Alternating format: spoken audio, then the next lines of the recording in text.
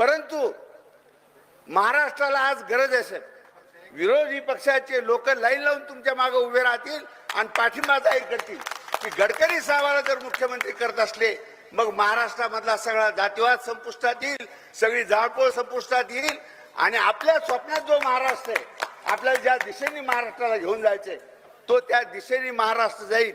या महाराष्ट्रामध्ये तरुणांचं राज्य येईल, विकासाचं राज्य येईल, समतेचं राज्य येईल, प्रेमाचं राज्य येईल।